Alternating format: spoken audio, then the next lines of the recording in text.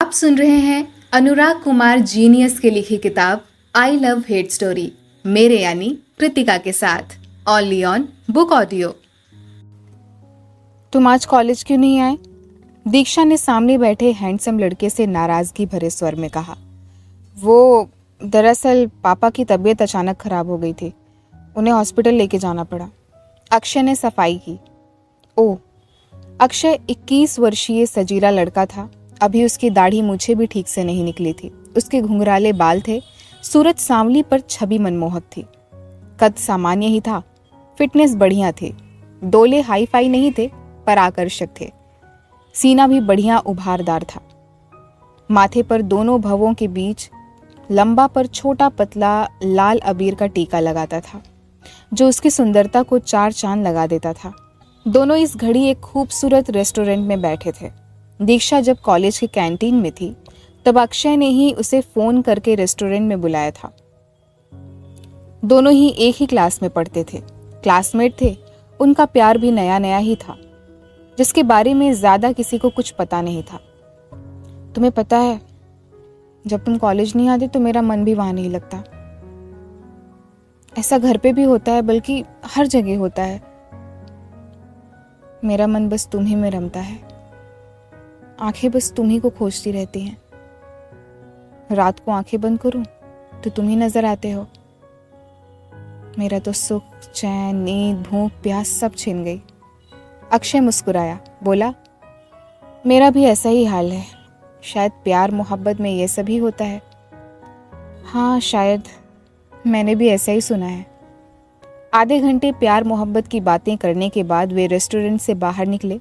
दीक्षा की white duster में बैठ दीक्षा ड्राइविंग सीट पर थी, स्टीयरिंग उसके हाथ में था। फिर दीक्षा ने कार स्टार्ट की और आगे बढ़ा दी।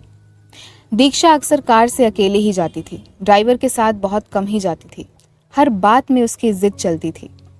कार वहां से आगे बढ़ गई, तब पार्किंग में पेड़ के पीछे से दो लोग निकले। एक मनीष था, जिसकी आंखों में गुस्से के शोले बरस रहे थे। दूसरा उसका दोस्त उमेश था।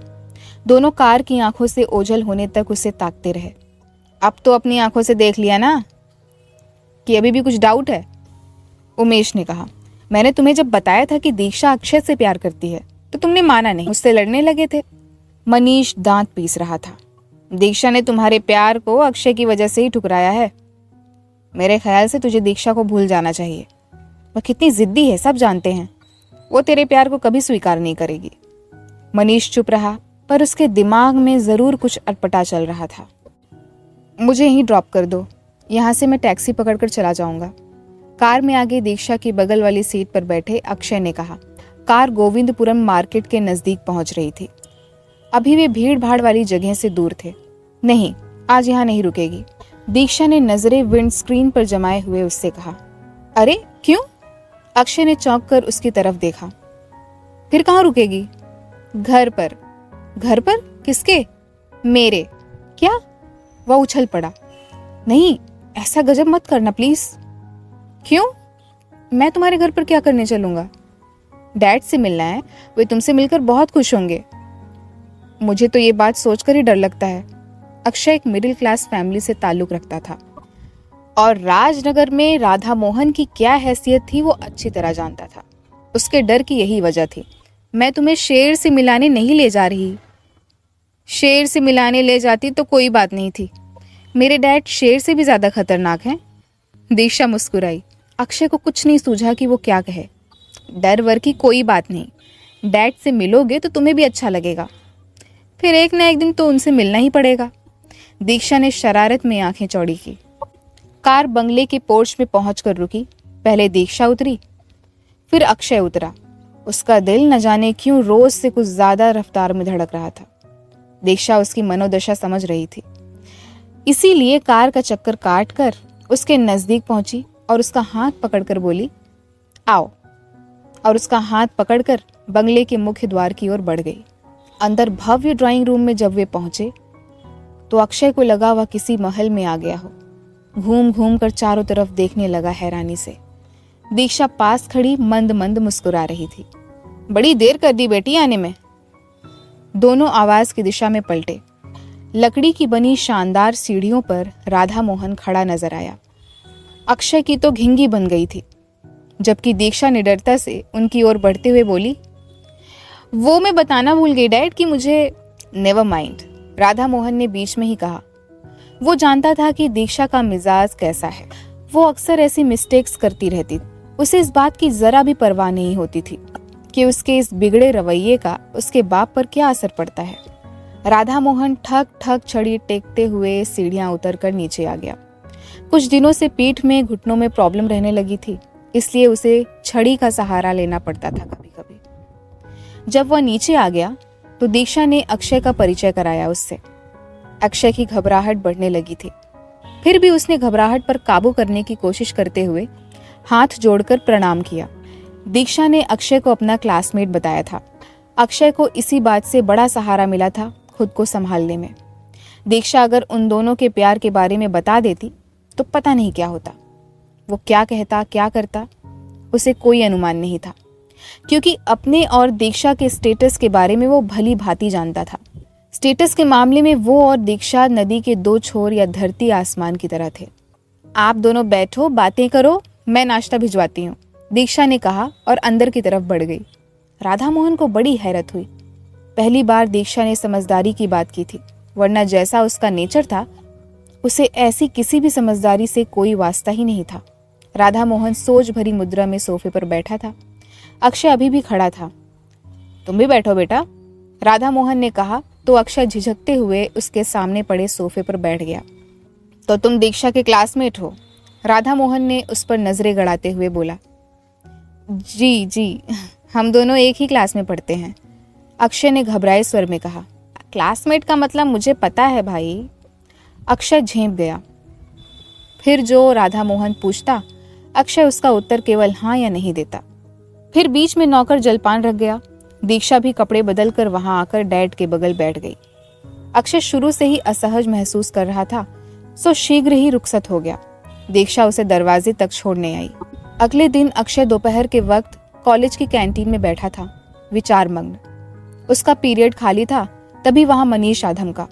अक्षय ने उसे नजदीक देखा तो यूं ही बोल दिया, हाय। हाय के बच्चे। मनीष उस पर गुस्से में चढ़ दौड़ा और झपट कर उसका कॉलर पकड़ लिया। ये तुम क्या कर रहे हो? अक्षय बुरी तरह हड़बड़ाया।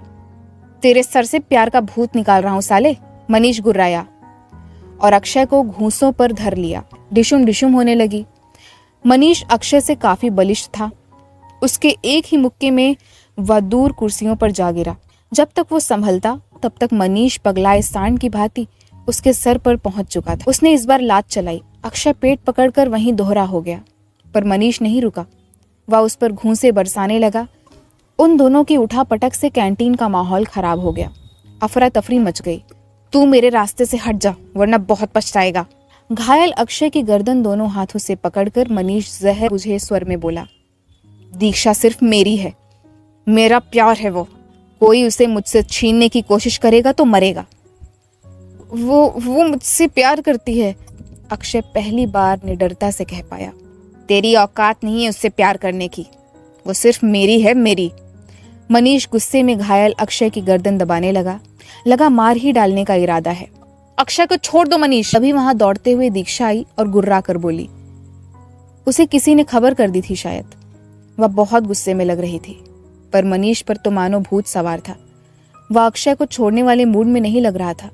तभी पास में खड़े उमेश ने लपक कर मनीष को पकड़ा और मुश्किल से अक्षय को उसकी मजबूत पकड़ से आजाद कराया। बाकी के स्टूडेंट्स दूर खड़े तमाशा देख रहे थे। तुम अक्षय के साथ मारपीट क्यों कर रहे थे? दीक्षा ने अक्षय को देखा, जो दर्द से कराहते हुए अपनी गर्दन सहला रहा था। फिर मनीष की तरफ देखकर चीखी, मेरे तुम्हारे बीच जो भी आएगा उसका यही अंजाम होगा। तुम मेरी हो, सिर्फ मेरी। तेरा दिमाग हिल गया है। दीक्षा फिर गुर्राई, मेरे दिल में तेरे लिए कोई प्यार व्यार नहीं है। दोस्ती वाली फीलिंग थी, अब वो भी नहीं है, समझे? तुम मेरा ख्वाब देखना छोड़ दो। मैं किसे चाहूंगी किसे नहीं ये मेरी इच्छा पर है। मेरी अपनी लाइफ है, मैं अपने ढंग से जीऊंगी। I will live as I want, understand? Manish गुस्से में बिफरने लगा। वो सही कह रही है, तू चल यहाँ से। उमेश मनीष को जबरदस्ती वहां से ले जाने लगा। ये मैं क्या सुन रहा हूँ? जगजीवन के कमरे में जैसे मनीष ने कदम रखा तो उसे रोककर गुस्से में पूछा, क्या? मनीष लापरवाही से बोला, तुमने कॉलेज में लड़ाई की? वह खामोश खड़ा रहा। क्या बात थी? किससे झगड़ा हुआ? क्यों हुआ? सब बताओ। मनीष कुछ नहीं बोला। बोलो। जगजीवन दहाड़ा। मनीष ने पल भर सोचा, फिर सब सच सच बता दिया। सारी बात सुनकर जगजीवन सन्न रह गया। कुछ पल वहां सन्नाटा पसरा रहा। फिर जगजीवन ने गंभीर स्वर में पूछा, दीक्षा तुम्हें नहीं चाहती? मनीष ने बेचैनी से पहलू बदला। तुम उसे भूल जाओ, यही बेहतर होगा। नहीं, मनीष तड़प कर बोला, मैं उसे नहीं भूल सकता। एक म्यान में दो तलवारें एक साथ नहीं समा सकती। दीक्षा तुम्हें नहीं चाहती, मैं उसकी चाहत को बदल दूंगा। कैसे? मारपीट करके? मनीष बगलें झांकने लगा। जगजीवन के सामने मनीष ने पहली बार निडरता से बोला था। जगजीवन मामले की गंभीरता को समझ चुका था। वह जान गया था कि उसका बेटा दुनिया के सबसे बड़े प्यार के जादू में जकड़ा हुआ है। लड़के के सर पर प्यार का भूत सवार है। उसके साथ जोर जबरदस्ती सही नहीं होगी। यही सब सोचकर बोला, ठीक है, पर जो करना सही तरीके से। कल जैसी कोई उल्टी सीधी हरकत नहीं करना। मुझे राधा मोहन जी को जवाब देना पड़ेगा। उनके हम पर कितने एहसान हैं, ये कभी भूलना मत। आप राधा मोहन जी से मनीष व दीक्षा की शादी की बात क्यों नहीं करते? जगजीवन की पत्नी जो अभी अभी किचन से निकल कर आई थी, दोस्ती रिश्तेदारी में बदल जाएगी। दीक्षा किसी अक्षय को चाहती है और दीक्षा में राधा मोहन जी की जान बसती है। वे दीक्षा की बात को चाहकर भी नहीं टाल सकते। फिर दीक्षा किस मिजाज की है वो सबको पता है। तो क्या हुआ? दीक्षा की क्या वे हर बात मान लेंगे? भले ही वो गलत हो, क्या उसका हाथ किसी भी अरे गहरे को थमा देंगे? जगजीवन सोच में पड़ गया। आप पहले उनसे बात करके देखिए तो, पत्नी ने जोर दिया। ठीक है, मौका देखकर बात करता हूं।